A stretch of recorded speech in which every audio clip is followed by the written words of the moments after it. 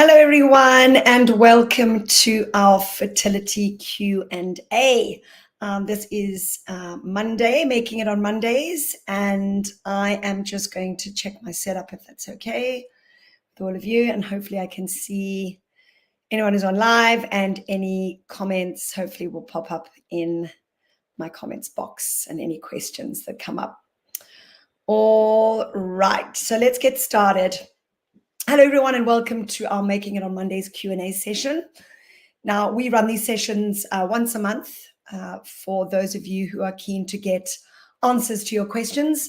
And these Making It on Monday sessions are brought to you by the Acupuncture Pregnancy Clinic, which is an integrative traditional Chinese medicine clinic and acupuncture clinic. And it's dedicated to reproductive health, to IVF support, and to pregnancy care. And these weekly sessions are designed to help and support those on their fertility journey, and are all about empowering women and men who are trying to conceive through providing weekly workshops with relevant and research-based resources. Now, in these sessions, we cover topics such as fertility, TCM fertility, nutrition, mindset, as well as tips from the experts both inside and outside of our own clinics. Now, today I am your host. And for those of you who don't know me, my name is Louise Jeffrey.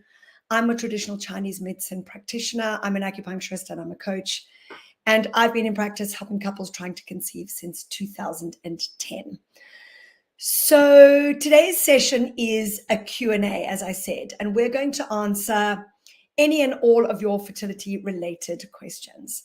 Now, I've had a few questions that have already been sent in by people who can't make today's session live. And I've also prepared some of our most commonly asked questions in clinics. So hopefully I will be covering pretty much everything that you need to know. But if you're listening to this on recording and you didn't manage to send your questions in, or you weren't able to make it live, and you've got some questions, please feel free to ask them on this thread, and we will endeavor to make sure they are answered for you. All right, so we're going to spend about 15 or 20 minutes together, and let me know if you've got any questions along the way. All right, so we're going to be talking about various different things today. A few of the things that have been sent in are around the timing of intercourse, what to avoid in the second half of the cycle, what else you can do when you're trying to conceive, about stress, about sleep, whether supplements are necessary, and whether to avoid coffee and alcohol. Another question that was sent in was around toxins in the environment and their impact on fertility. And then there was another question around sperm health. All right, so let's get started. Here is our first question that got sent in.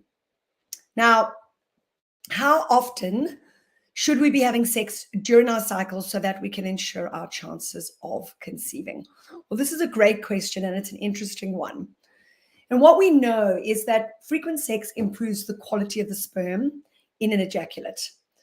So when we are trying to conceive, if we're having fairly frequent sex, and I'm not talking about every single day, but at least every second or third day, that's going to improve the quality of the sperm in the ejaculate.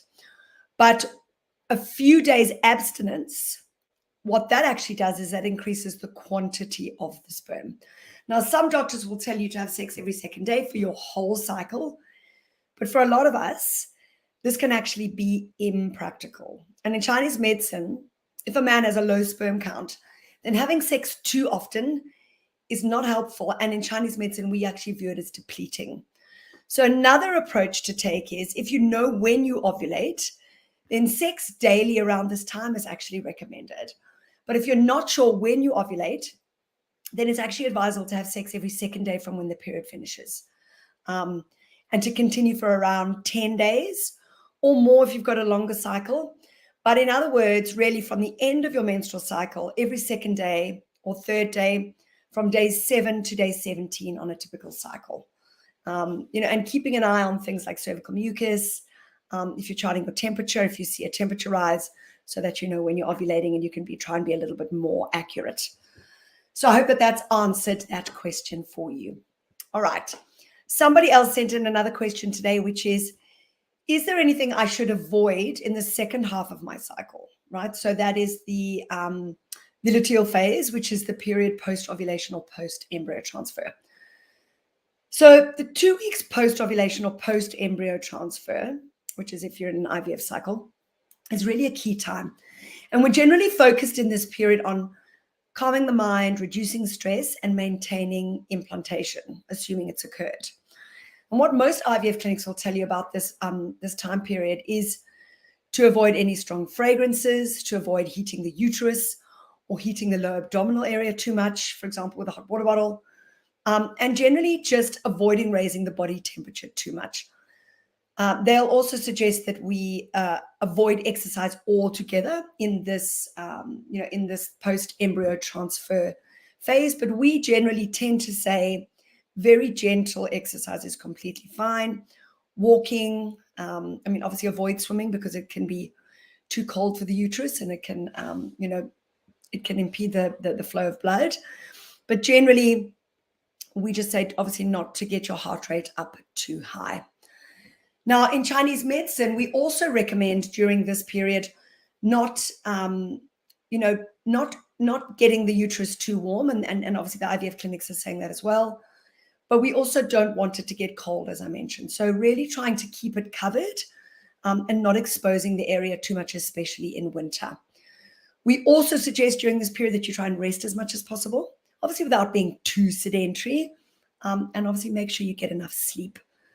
So sleep is really important. It's kind of it's one of the pillars of fertility. It's really, really important for us to get enough sleep, not just in the luteal phase or the 2-week wait, but really, when you're trying to conceive and actually, even if you're not trying to conceive, it's really important to be getting 7 to 8 hours of good quality sleep a night. Now, another recommendation from a Chinese medicine point of view is to eat soft wintry soups and stews during this period. And this is good for our digestive health. And it makes sure that the digestive system doesn't have to work too hard and we can preserve our chi for the development of the embryo.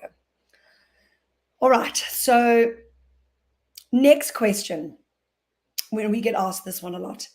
Can eating in a certain way help me when I'm trying to conceive?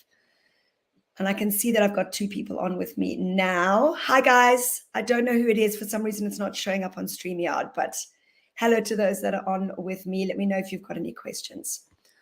All right. Well, the number one thing to focus on with diet is to eat clean and to eat whole. Now, we know that optimal nutrition provides an optimal ovarian environment for the eggs, during this critical maturation process. And when we're looking for optimal nutrition, we really need to be eating clean, eating whole, and eating organic if possible. So here are some tips to help you with this. The first one is to pick whole fiber-rich foods that are unprocessed and free from pesticides, hormones, preservatives, and additives. The second thing really is to try and eat organic when you can. Now, why? Because pesticides can affect the delicate balance of reproductive hormones for both males and females. And, if we can avoid pesticides altogether, it can be really, really helpful. Now, if you can't eat organic, then make sure that you soak your non-peeled fruit and vegetables in warm water with a tablespoon of bicarb or apple cider vinegar for around 10 to 20 minutes before eating or cooking. And what this does is it makes sure the pesticides are removed. And just make sure that you rinse those veggies after you have finished soaking them. So generally, it is believed in Chinese medicine that eating a wide variety of tasty, fresh foods in season, making sure you're including healthy protein, whether that's meat or vegetable sourced, will really, really help to optimize your chances of conceiving. Now, when you're taking IVF medication, so if you're in an IVF cycle, your body, especially your liver, is really experiencing additional physiological demands, right? Because it's having to deal with the breaking down of the drugs and the high levels of estrogen. So it's really a good idea to give the liver every bit of help it can get at this time. And what you can do is really, especially in the 2-week wait, but actually throughout the time that you're trying to conceive, avoid alcohol and too many rich foods. Now, of course, you should aim to have as balanced a diet as possible at the same time, with adequate protein and plenty of fresh fruit and vegetables, as I mentioned. All right, on to our next question. And I'm just going to pop across to the Facebook group quickly to see if I can see if there are any other questions coming up on that thread, because we had people live with us. One sec, my internet's a little slow. All right, I'm going to carry on with what I've got because my internet is taking a long time to load. Oh, there we go. All right, I'm just wanting to check if there are any questions. All right. No other questions that I can see, at least not at the moment. All right, let's go back to the questions that were sent in. I'm just going to pull those up again. All right, perfect. So here's another question that we get asked a lot.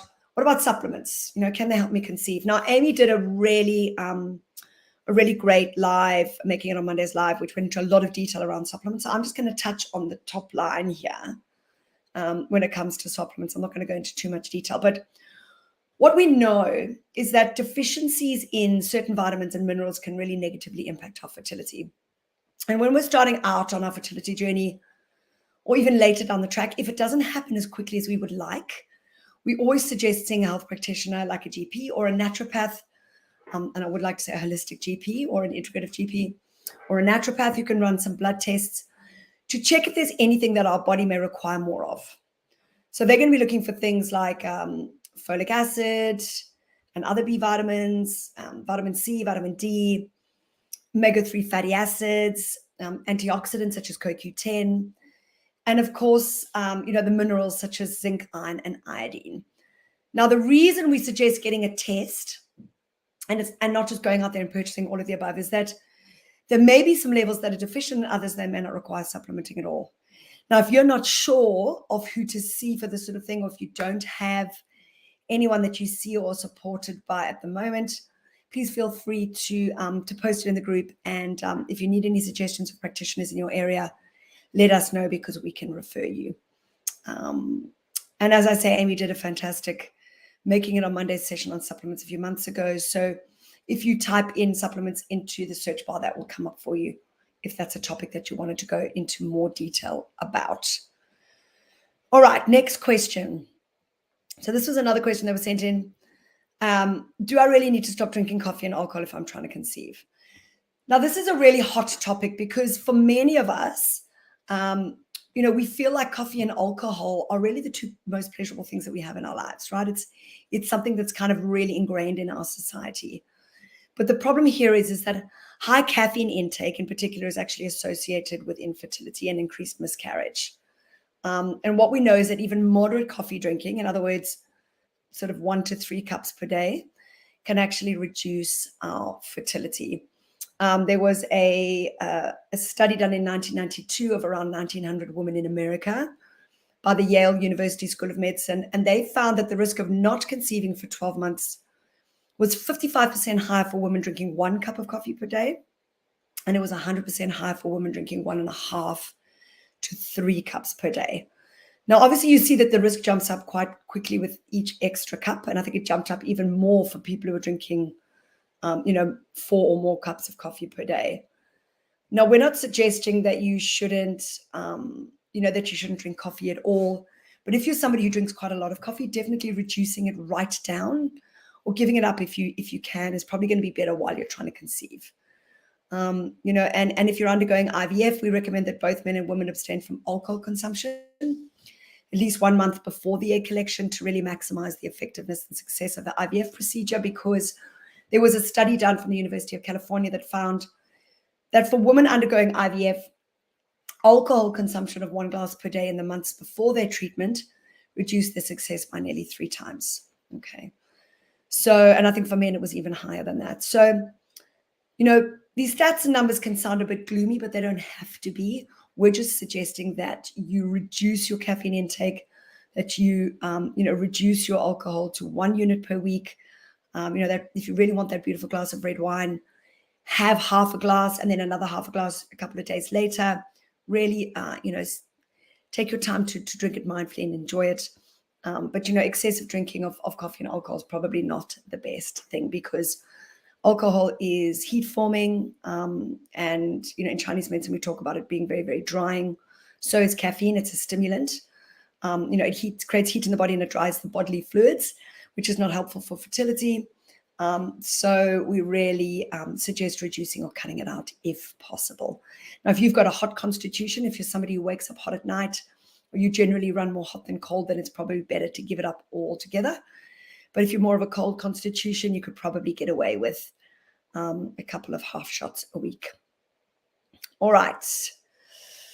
So another question that comes up a lot for us in clinic is, we see a lot of patients who are really stressed out. And, in this kind of vicious cycle, stress hinders our fertility, but obviously fertility creates more stress. And so we have this really kind of cruel, vicious cycle that is, that is continuing. And people always ask us, can the stress that I experience in my life, obviously putting the fertility stress aside because it's really, really difficult to obviously remove that. But, people say, I'm really stressed about my fertility and I have a busy life.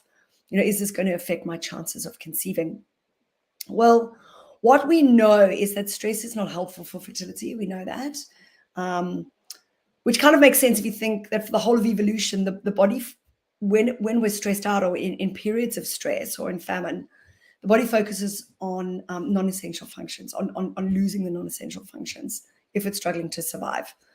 So, we live in a world where stress is endemic in our society, so much that we've almost become addicted to it and accustomed to it. In fact, in some ways, being a superwoman is revered in our society. And so it's kind of like the tale of the frogs in the boiling water, that urban legend or that tale that if you put frogs in a pot of boiling water, they'll automatically jump out. But if you put them in a pot of cold water and you turn up the heat slowly, they become accustomed to the heat as their new normal and they don't jump out, even if it eventually kills them. Now, I don't even know if it's actually true or not, but it's a really great metaphor for the way that stress is so endemic in our society. And we know that high levels of cortisol are not helpful, that they interrupt with our reproductive hormones, they interrupt ovulation.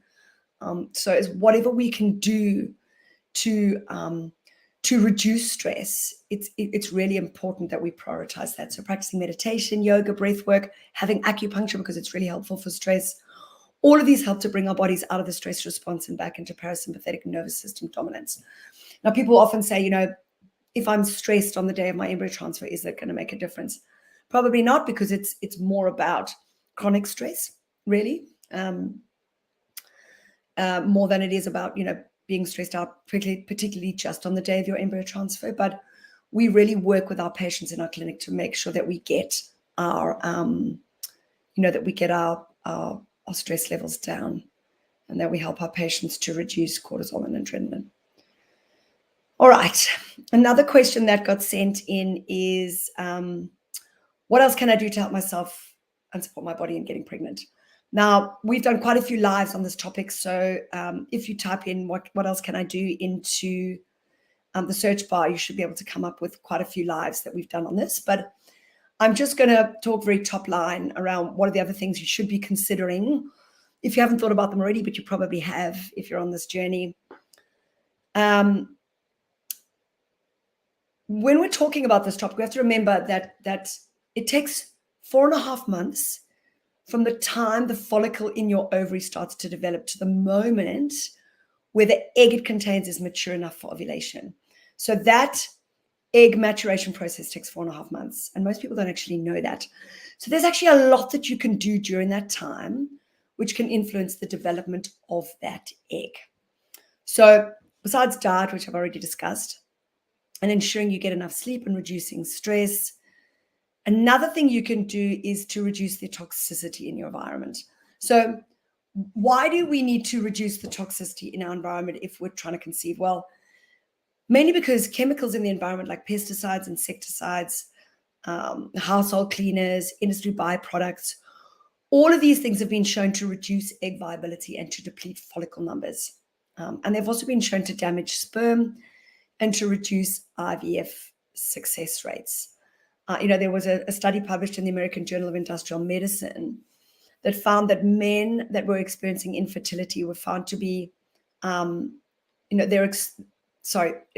it found was that men who were employed in agriculture and pesticides-related jobs were 10 times more likely to experience infertility than those that were in desk jobs, right? Which is really quite significant if you think that we're exposed to lots of pesticides in the food that we eat. We may not all work in agriculture and pesticide-related jobs, but the amount of pesticides that are on our foods has increased dramatically.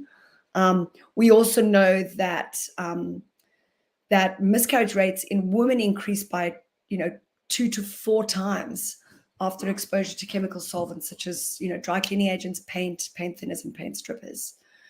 So how do we go about reducing toxicity in our environment without it feeling like an insurmountable task? Well, the things that we get people to focus on are the things that they can control. All right.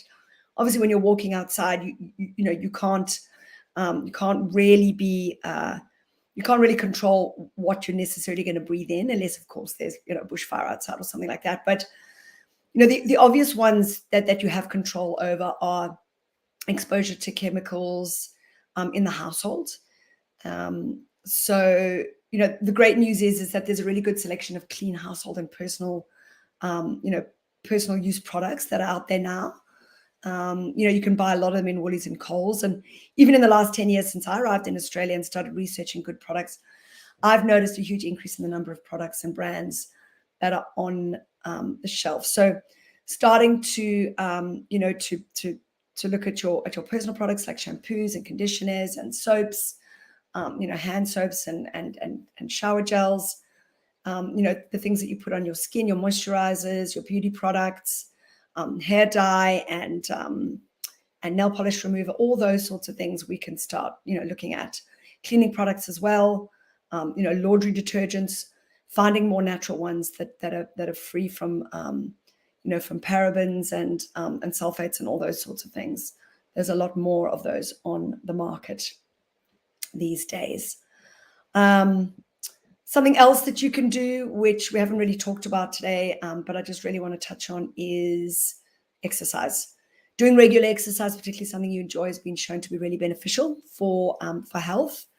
But we also know that, or we believe in Chinese medicine, that gentle exercise is really, really important. It doesn't have to be excessive exercise. In fact, excessive exercise depletes the qi.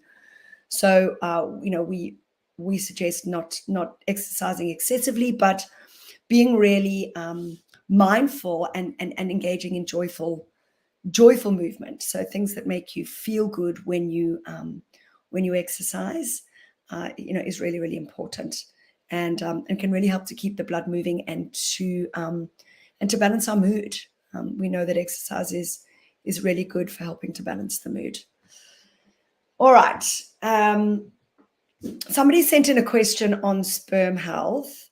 Now, last week we did a live on sperm health, so I'm going to direct you to that live. The question was, is there anything my partner can do to improve his sperm health?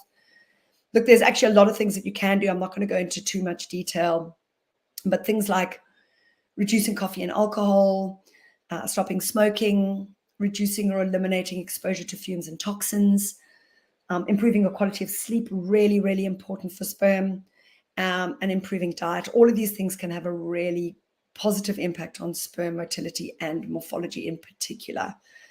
Sometimes men will say, well, my IVF specialist says it doesn't matter because, they're going to select the best sperm and they're going to use ICSI, to inject the sperm into the egg. So, why does it matter if I change my lifestyle and my diet and my exposure to coffee and alcohol and et cetera, et cetera? If you wish to try to improve your sperm function with lifestyle changes or with different treatments, then it's really, really worth investing, because it's not what the scientists can't see. They can't see, what's happening in the mitochondria of those sperm cells. So it's, yes, they can pick the one that looks best in the petri dish, but you can make a huge impact on your sperm if you spend the time just changing your lifestyle and changing your diet. All right. So I think those are all the questions that have been sent in, and we covered off pretty much everything that we've covered off everything that that I think that we get asked in clinic. I'm just going to go back and double check if there's any other questions that have come up. I haven't seen any come up in StreamYard, which is where I'm streaming from. And if anybody's got any questions, if you want to post them onto the thread, then we'll very happily answer those for you now. I'm just going to double check. Make sure that I've got all of those. Thank you for your hearts, everybody. Your little emojis. Those are beautiful. All right. Beautiful. Okay, I think it looks like we've covered all the questions for today. As I say, if you're watching the recording and you would like any more questions answered, please feel free to pop them onto the thread. Amy will be doing our next Q&A, which will be in about 4 weeks from now. And so if you've got any questions in the meantime, you can always send them through and we can answer them before the live, or if it's closer to the time, send them in and we can answer them on the live. I hope that this session was interesting for you. I hope that there's nothing really fundamental that I've left out. I hope I haven't missed any questions, but if I have, please feel free to leave a comment below. And as I say, ask any further questions that you want. Now, for more detailed and resourceful info, make sure that you listen to all the lives that are in our Facebook group, in this group here. All of our Making It on Monday sessions, we're here every Monday on a particular topic. And if there's a topic that you'd like, please do let us know. So we'll be back next week at the same time. I'm signing off now. I hope you guys have a beautiful rest of your day or night. Bye for now.